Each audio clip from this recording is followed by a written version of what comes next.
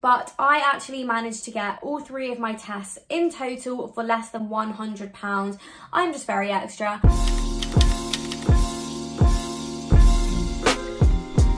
Hey guys, I hope you're okay. If you're new here, my name is Tanvi and we talk all things career, social media and general lifestyle. If that's something you're interested in, then please don't forget to subscribe to my channel. And I'm going to get straight into it because I know you guys are going to be here for one thing and one thing only, and that is a step-by-step guide on how to book a post-COVID, a post-lockdown holiday. So I recently went to Portugal. I went to Faro with one of my best friends, and I'm going to Spain. I'm going to Barcelona next weekend, I believe. So I feel like I've been through the whole COVID process a couple of times now. I feel like I've become an expert in it, and a lot of my other family and friends have come to me to ask me like what's the best way to get the tests, how much they are, how easy it is, just the general logistics that I spend lots and lots of hours researching and Googling. So I'm basically just going to break it all down for you in this video. The pricing, how I booked it, where I got it, how easy it was, and I'm going to be putting all of the links in the description below to all of the tests that I use, and I'm going to put it in the title as well. But just to emphasize, a lot of these tests do rip you off. A lot of the time you are literally just paying for a paper certificate or an email confirmation to say that you do not have COVID, but obviously you do need that in order to get into the country. But I actually managed to get all 3 of my tests in total for less than £100, so I don't think it's that crazy of an additional cost. Bear in mind, I saved a lot of money on flights and the hotel because it just is a bit cheaper at the moment, I think, just because less people are travelling. And if anything, it's cheaper to fly outside of the UK if you can than the UK staycations at the moment. They are absolutely ridiculously overpriced and inflated. So I would 100% recommend going abroad if you can, not getting intimidated by how complicated and how confusing the requirements are. And I'm going to be breaking it all down for you in this video, so you should be able to book a holiday with a lot of ease after this. Overall, my experience was really seamless, but as I said, we did spend quite a few hours researching exactly kind of what tests to get and making sure that we were getting the most affordable ones.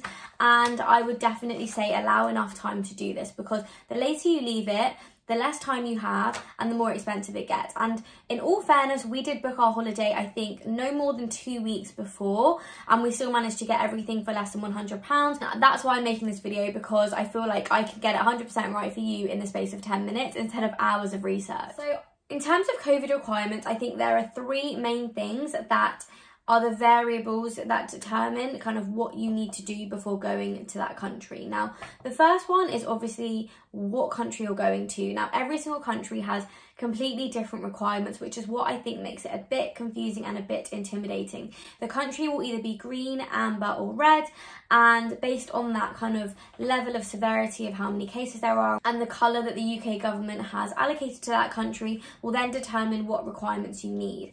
The second requirement will be if you're vaccinated, if you have 1 dose of your vaccination, if you are double vaccinated, and of course if you are double vaccinated, it does generally reduce the amount of requirements you do need, or it will mean that you don't need to isolate at either end of that holiday. And the third thing I would say is something that other people might miss, is that the country itself will have its own specific requirements. So irrespective of whether the UK government say it's green, amber or red, that country itself will have its own requirements, whether that be you need a specific test to get in there, you need a passenger locator form, you need a health form. Every country is different, and I know for Portugal, a lot of people missed this point and it meant that they couldn't board the flight, and if they've left it a little bit too late, literally the plane left without them. So just make sure you're bearing in mind those 3 things before booking your holidays, and once you've booked it, I would say make sure you've covered all 3 of those points to make sure you're 100% safe. Okay, so let's go step by step. So traveling from the UK to Portugal, you need 3 different tests. The first one is a fit to fly or an antigen test. So fit to fly is the PCR, and that generally does cost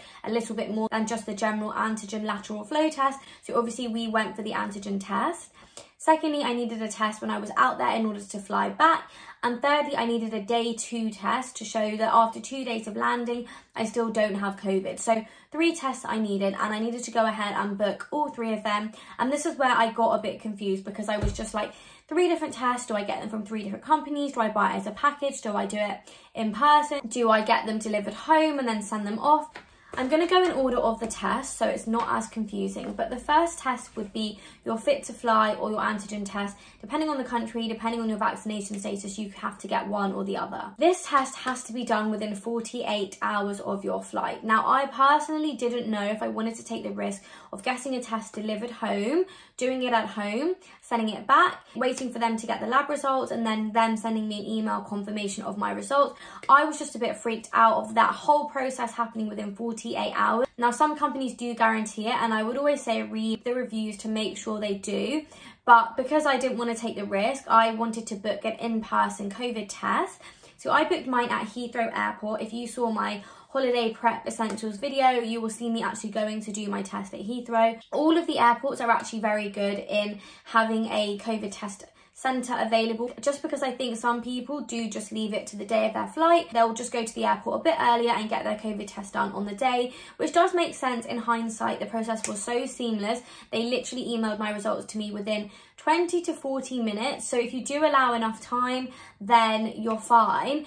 The only risk I would say in doing it on the day is that if your test comes back as not readable or something's wrong with it, then you risk missing your flight. So I booked that literally within 48 hours, so a couple nights before my flight. I went and did that, got my results emailed to me, and I was basically safe to then fly out. So for this test, I used the company called xxxx Test, and I will make it very clear in the description, so you literally just need to read through the description. But xxxx Test charged me a total of £35 for this test and the result, which I think is great considering some tests out there are like 70 to 100 plus pounds. When you book the test, they send you a QR code to your email, and you will need this QR code when you go to get your test because it's essentially your ticket to show that you've booked the test, and you will also need a form of ID. I would say take your passport because I didn't, and it didn't say anywhere to take it, but they were asking me for my passport and they made a little bit of a fuss about it when I only had my driver's license.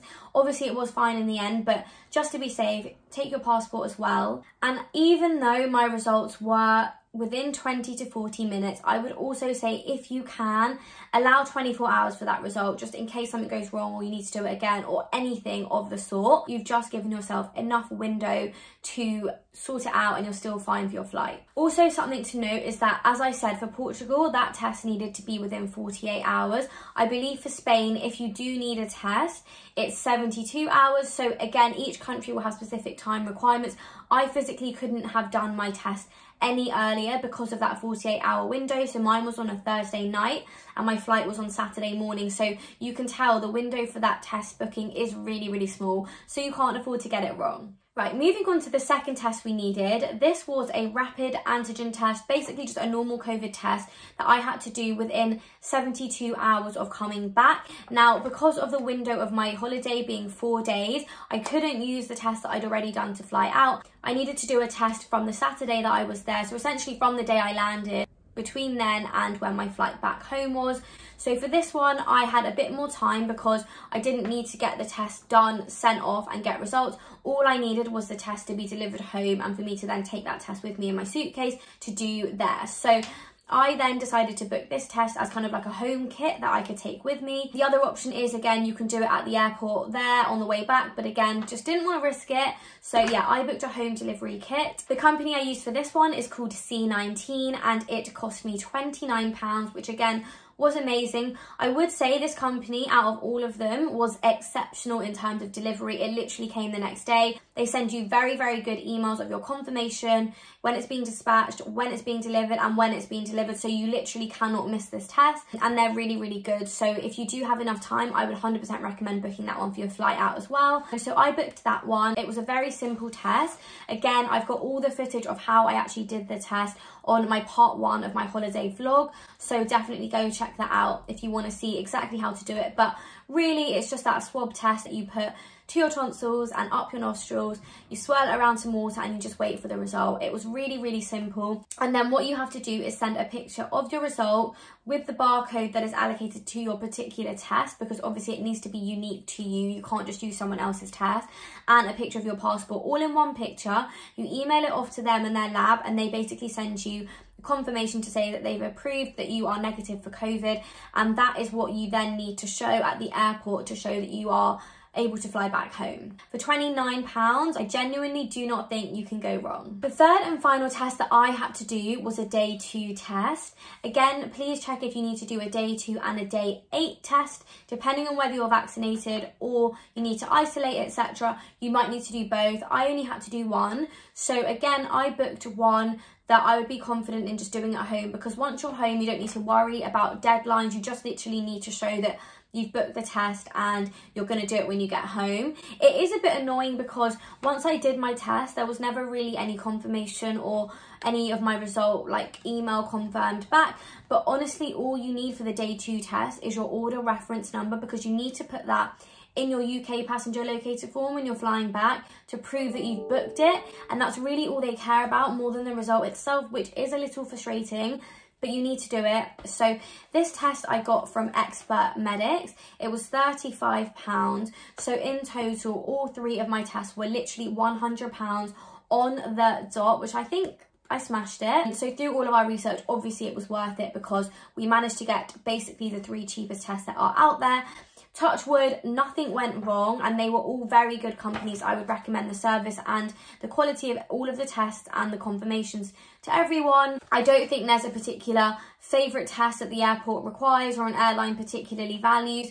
Literally, there's so many people when you're boarding a flight that they don't even really check. It's just that you need that confirmation for them to make sure you're okay to go and come back. But really and truly, any company is fine as long as it's trusted and has good reviews. I wouldn't get too caught up on the particular company you're using. The other things that I would just say as like very, very good holiday tips and travel tips for a post-COVID holiday is take lots of masks with you. Where we were in Portugal, and I believe again it's the same in Spain, is that if you're not sat at a restaurant or you're having a drink, you have to have a mask on you. So on the streets, tourist attractions, on public transport, you need a mask on you at all time. There's a lot of police around and they weren't afraid to fine people. Apparently it was like a €500 fine. So take plenty of masks.